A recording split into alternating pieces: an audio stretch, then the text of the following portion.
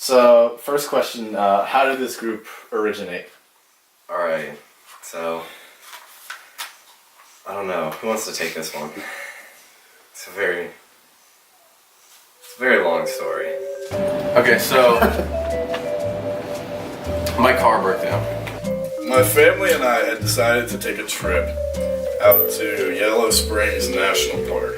This dude stopped, and it was freaking Jack, and he was like, "What's up, man?" We're getting our luggage off the carousel, right? Luggage is nowhere to be found. So I was homeless at the time, so he let me take a shower at his house. So we decided to go to like the closest Walmart we could find just to buy new clothes. And You weren't like homeless. You were like I was in between homes. It was a rough time in my life. I was going down through the fishing aisle, right? Just looking at poles because I was bored. That's where I see this dude. When we met, I was like, Jesus, this dude can fucking wail on the guitar.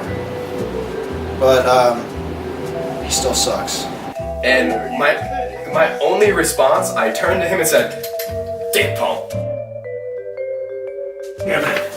This is my audition. He's supposed to be at an audition right now. Fuck. Are we supposed to look at you or the camera? Look at me. Yeah.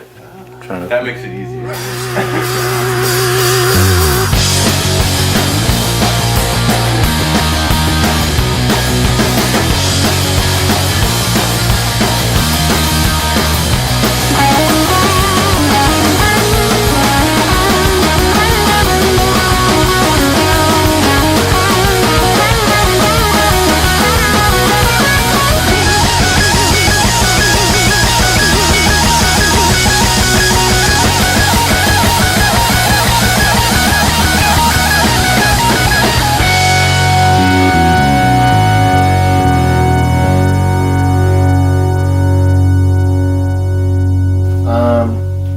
When you guys started, what were your guys' initial expectations, both with like you guys musically and who you wanted to take notice of what you guys were doing? Do we really have any expectations? Yeah, I mean, once we started calling ourselves The Waves, we didn't even write songs right away. Like, we really didn't even have a plan. I think really we just wanted to make music. Like, it was our passion. We didn't know what we were doing at first, but we knew we wanted to make music. And we enjoyed what we did, and we just wanted to make anything out of it that we could. No matter what path it took, we wanted to stick with it and push as hard as we can, whatever path, whatever direction it did take. There's this festival in Highland Square in Akron called Porch Rocker, and that was our first show. And so we were just trying to throw stuff throw covers together for that, just so we could play that show. And then the High School Rock Off kind of came along, and that kind of gave us a little fire under our butts to write some songs and get, and obviously I think that kind of helped form us, because to win that, you have to put on a show. So we were like, what's better than acting like hyperactive kids on stage, you know what I mean? After we lost it the first time and we like watched footage of it, like we were literally just standing there playing our instruments. Like we didn't look like we were having any type of fun.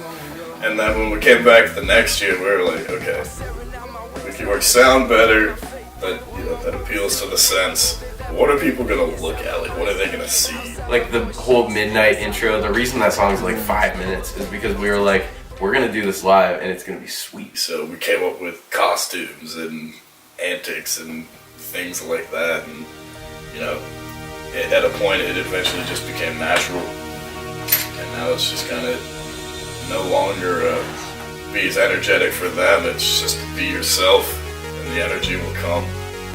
Speaking of fans, you guys have some pretty passionate fans, wouldn't you say? Yes.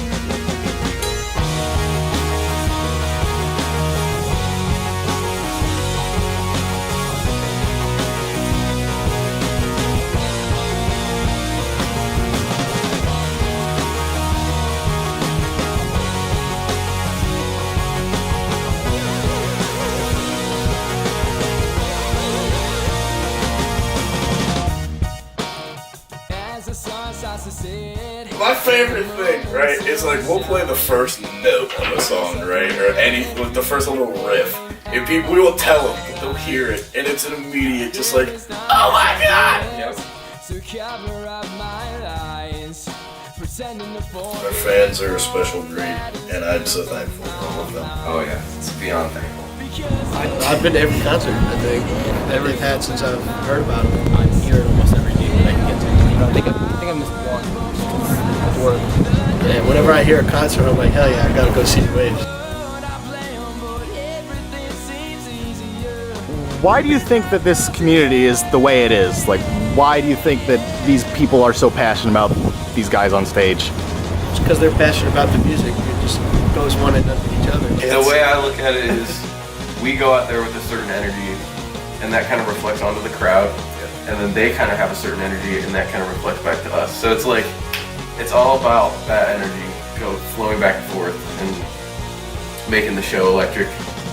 Music always brings people together, you know, and I feel like the Waves really have like a broad spectrum of different genres that they kind of shoot out there, and so everyone gets a taste of their own kind of music at the Waves. We don't have one specific genre. We like to have something for everyone.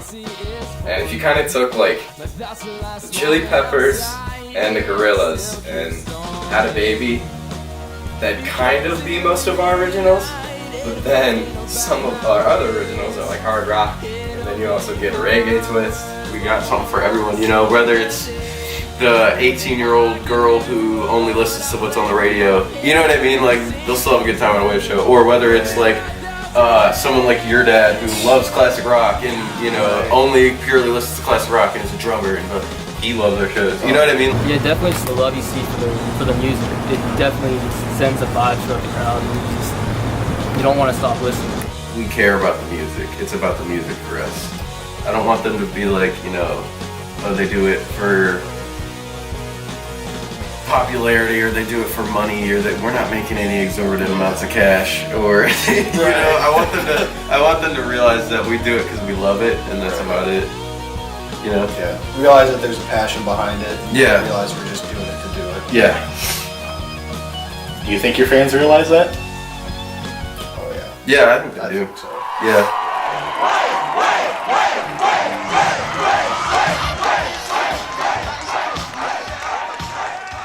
Do you see like any kind of causal link or between like your guys' success and like or like the community? Oh yeah. Yeah, I mean, what little success we've had, I mean, we won the Rock Off simply because we had a ton of people there. The fans cheered the loudest. I know, yeah. I mean, we feed off that energy on the stage, so it made our performance better. Without them, we literally would have nothing. We wouldn't have won the Rock Off. We wouldn't get shows. If we were playing a dead bar at midnight, you know, like we wouldn't have that kind of energy, you know. But if we're at Musica jamming in front of our friends and new fans, and you know, that's where the energy comes from. So I think we can attribute most of our success to the fans. One of the biggest challenges this band faced was when he went to basic training for 4 months, because I cannot find a better drummer around than this dude here. So cute. Like, he's talented. So when we lost him, that was like losing a leg. Like, you gotta think, okay, how are we gonna do this now? And when we got Jake, we were are people gonna, you know, accept this? Are they gonna ask, where's Jack? Did you kick him out? Did he quit or anything like that? And the fans loved him. Like, our close group of friends who come to shows, they met Jake, immediately linked up with him, love him, you know. He was immediately welcomed into this family that already existed. I couldn't find it. We couldn't have a better person than Jake, because like, even like when he was drumming for us, like he fell right into place. You know, as far as like personality wise, like he's one of my best friends. I'm sure I'm one of his. You know, same with the other guys. You know, like it just kind of fell right in. It was perfect. So yeah.